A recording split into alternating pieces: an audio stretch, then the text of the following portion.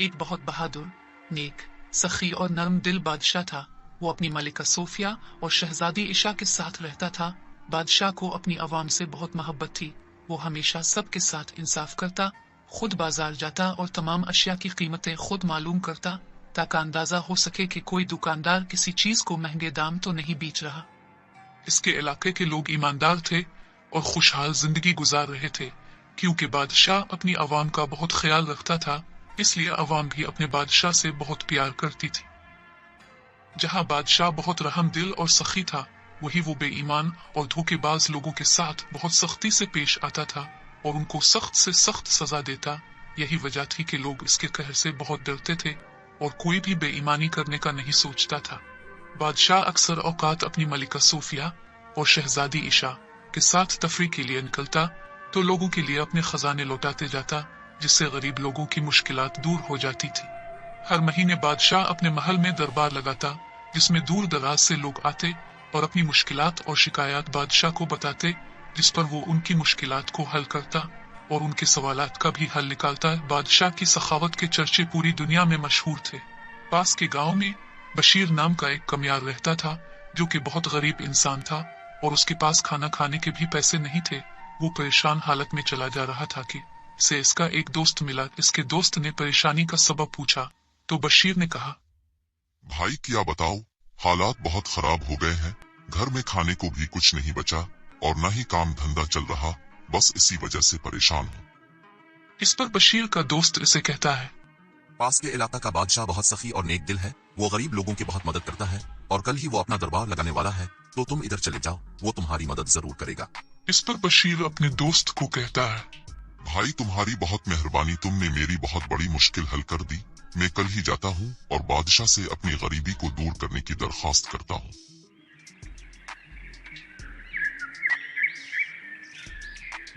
अगले दिन सुबह सुबह ही बशीर इस बादशाह की रियासत तरफ चल दिया। दोपहर के वक्त वो इस रियासत में पहुंच गया। दरबार में जाने के लिए लोगों की भीड़ लगी हुई थी। दरबार लोगों से कुछ सवालात पूछकर इनको अंदर जाने देता।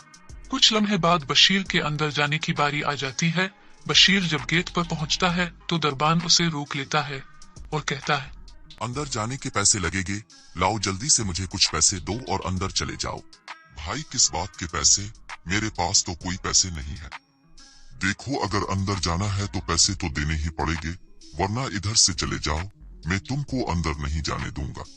भाई तुम्हें अल्लाह का वास्ता है, मुझे अंदर जाने दो, मेरे पास तुमको देने के लिए कुछ नहीं है। मैं बहुत गरीब इंसान हूँ, मेरे पास खाना खाने के भी पैसे नहीं है और मैं बहुत मुश्किल से यहाँ पहुँचा हूँ। अच्छा अगर तुम्हारे पास पैसे नहीं है तो एक काम करो, जब तुम बादशाह के पास जाओ तो बादशाह तुम्हें जितना सोना दे तुम उससे ज्यादा सोना मांगना और फिर जितना भी सोना तुमको मिलेगा इसमें आधा सोना तुम मुझे दोगे। अगर तुमको ये शर्त मंजूर है तो मैं तुमको अंदर जाने दूंगा। ठीक है भाई, मैं तुमको आधा हिस्सा दे दूंगा, क्योंकि मेरे पास और कोई रास्ता भी नहीं, इसलिए मैं तुम्हारी शर्त मानने को तैयार हूँ। अब वो दरबान बशीर को अंदर जाने देता है। बशीर बादशाह की बारगाह में पहुंच जाता है और देखता है कि सभी लोग बादशाह को अपनी मजबूरी बताते हैं और बादशाह उनकी मदद करता है और उनको बहुत सारा सोना और पैसे देता है। कुछ देर बाद बशीर बादशाह सामने हाजिर होता है और बादशाह से कहता है, बादशाह सलामत, मैं पास के गांव से आया हूँ और बहुत गरीब इंसान हूँ। गुजर बसर बहुत मुश्किल से होता है। आपके बारे में बहुत सुना के आप बहुत सखी इंसान हैं और गरीबों की मदद करते हैं। मुझे भी आपकी मदद की जरूरत है ताकि मैं अपना गुजर बसर कर सकूं। बशीर की बात सुनकर बादशाह उसे कुछ तहाइफ और सोना देता है, जिसके लेने के बाद बशीर बादशाह से कहता है, बहुत शुक्रिया बादशाह सलामत, अल्लाह आपको हमेशा सलामत रखे और आपकी उम्र दराज करे, लेकिन मेरी एक गुजारिश है कि मुझे थोड़ा और ज्यादा सोना दिया जाए। इस पर बादशाह बशीर से कहता है, कि लालची आदमी, हमने तुमको इतने ज्यादा इनामात और सोना दिया, फिर भी तुम्हें मजीद सोने की लालच क्यों है? ये सब तुम्हारे लिए कम है क्या? इस पर बशीर बादशाह से कहता है, बादशाह सलामत, जान की ईमान पाओ तो एक बात कहना चाहता हूँ। मैं एक गरीब इंसान हूँ, लेकिन मैं लालची नहीं हूँ और न ही मैंने कभी झूठ नहीं बोला है, इसलिए मैं आपको सब कुछ सच सच बताना चाहता हूँ। जब मैं महल के गेट पर आया तो दरबान ने अंदर आने के लिए मुझसे कुछ रकम का मुतालबा किया और अदा न करने की सूरत में मुझे अंदर आने से रोक दिया। ये बात सुनकर बादशाह गुस्से से आग बबूला हो जाता है और बशीर से कहता है, मुझे सारी बात तफसील से बताओ। मेरी हुकूमत कोई भी इंसान धोखेबाजी करेगा तो मैं उसको सख्त से सख्त सजा दूंगा, और अगर तुमने मुझसे कुछ छुपाया तो मैं तुम्हें भी कैद कर दूंगा। बादशाह सलामत, मेरे पास दरबान को देने के लिए पैसे नहीं थे, तो फिर दरबान ने मुझे कहा कि बादशाह से ज्यादा सोने की गुजारिश करना, और जब तुम्हें सोना मिल जाए तो इसमें से आधा हिस्सा मेरा होगा। मेरे पास पैसे नहीं थे, इसलिए मुझे इसकी ये बात माननी पड़ी। इसके अलावा मैं क्या कर सकता था? मेरे पास कोई और रास्ता नहीं था। इस दरबान को फौरन मेरे सामने पेश किया जाए। दरबान को पकड़कर बादशाह के सामने पेश किया गया तो बादशाह ने इससे कहा, ये आदमी तुम्हारी बहुत तारीफें कर रहा है कि तुम अपनी जिम्मेदारी बहुत अच्छे तरीके से निभा रहे हो, और ये आदमी कह रहा है कि इसको मिलने वाले इनाम का आधा हिस्सा तुम्हें दिया जाए, लेकिन मैं इतना खुश हूँ कि मैं तुमको इसका पूरा हिस्सा दूंगा।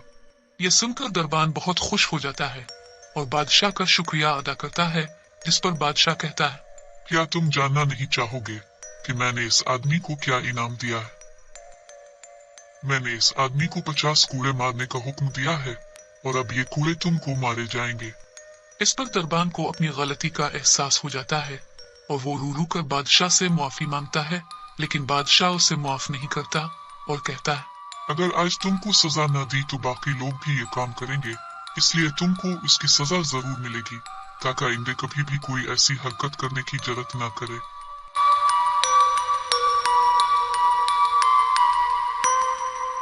बादशाह के हुक्म पर इस दरबान को कूड़े मारे जाते हैं, जिसको देखकर सभी लोग डर जाते हैं और दिल में पक्का इरादा करते हैं कि वो कभी भी गलत काम नहीं करेंगे और कभी भी किसी के साथ धोखाधड़ी नहीं करेंगे।